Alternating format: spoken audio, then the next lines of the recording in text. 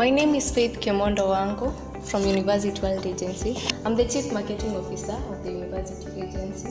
We as the University Agency, we are going to host a National Mathematics Workshop which will be held at Kenyatta University in campus from 8 a.m. to 3:30 p.m. We'll be providing the following materials: certificate, writing materials, and lunch. I'm Jacinta Maina, Chief Tech Officer. The theme of this workshop is to equip teachers with skills that will enable students to acquire favorable grades according to NEC requirements, thereby helping them to secure their chosen careers. On registration and confirmation of your name, you are guaranteed a certificate, lunch, and the conference material.